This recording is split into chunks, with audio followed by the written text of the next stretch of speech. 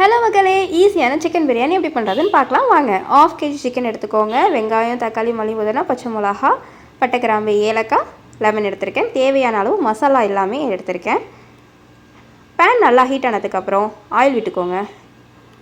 Oil நல்லா heat ஆனதுக்கு அப்புறமா அது கூட என்னென்ன ஆட் பண்ணுறோன்னு பார்த்தீங்கன்னா, பட்டை, கிராம்பு, ஏலக்காய் ஆட் பண்ணியிருக்கேன். அதுக்கப்புறம் ஆனியன் ஆட் பண்ணியிருக்கேன். ஆனியன் கூட பச்சை மிளகாவும் ஆட் பண்ணியிருக்கேன். பாருங்கள்,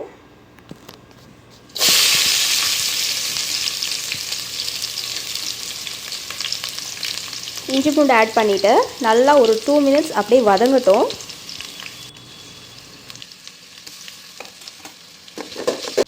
வதங்கினதுக்கு அப்புறமா தக்காளி ஆட் பண்ணியிருக்கோங்க. அது கூட கொத்தமல்லி ஆட் பண்ணிக்கோங்க. அது ஒரு 2 மினிட்ஸ் நல்லா வதங்கி வரட்டும். வதங்கினதுக்கு அப்புறமா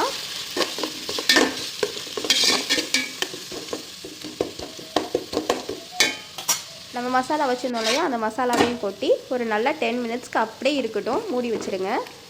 அதனால் எண்ணெய் பிரிஞ்சு வந்ததுக்கப்புறமா கூட உள்ள சிக்கனையும் ஆட் பண்ணிக்கோங்க. உப்பு தேவையான அளவு நீங்கள் பார்த்துக்கோங்க.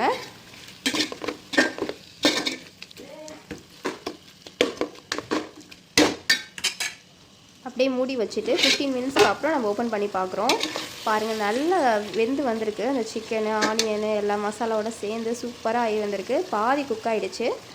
அப்புறம் பச்சரிசி எடுத்திருக்கேன். துளசி பச்சரிசி 1/2 kg எடுத்திருக்கேன். அதுக்கு தேவையான அளவு தண்ணி ஊற்றிட்டு அது கூட சோத்து இலை போட்டுக்கோங்க. மல்லி, புதினா, பன்னீர் ஆட் பண்ணியிருக்கேன். அது கூட எண்ணெய் விட்டுக்கோங்க. நம்ம தாளிக்கெல்லாம் வேணாம், அப்படியே சும்மாவே போட்டுக்கலாம். போட்டுட்டு தேவையான அளவு உப்பு ஆட் பண்ணிக்கோங்க. பாருங்கள், நல்லா குக்காகி வந்திருக்கு. பாதி குக்காகிடுச்சு ரைஸ். அது கூட நம்ம சிக்கனை போட்டு நல்லா பரட்டிக்கிட்டதுக்கு அப்புறமா ஒரு பேன் ஹீட் ஆனதுக்கப்புறம் எண்ணெய் விட்டு வெங்காயம், பாதாம், பிஸ்தா நல்லா வறுத்து எடுத்துகிட்டு அது கூட போட்டுட்டு லெமன் ஆட் பண்ணிக்கோங்க. பசு நெய் ஆட் பண்ணிக்கோங்க. பண்ணிவிட்டு ஒரு 5 மினிட்ஸ்க்கு அப்புறம் தம் போட்டுருங்க.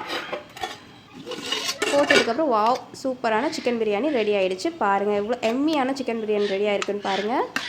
பிளேட்டில் மாத்திரம் சர்வ் பண்ணும் போது சிக்கனும் அந்த ரைஸும் நல்லா குக் ஆகி வந்திருக்கு. அது கூட இந்த ஆனியன் ரைஸாக வச்சு சாப்பிடும் போது எம்மியான சிக்கன் பிரியாணி ரெடி. நீங்களும் ட்ரை பண்ணி பாருங்கள். தேங்க்ஸ் ஃபார் வாட்சிங் திஸ் வீடியோ.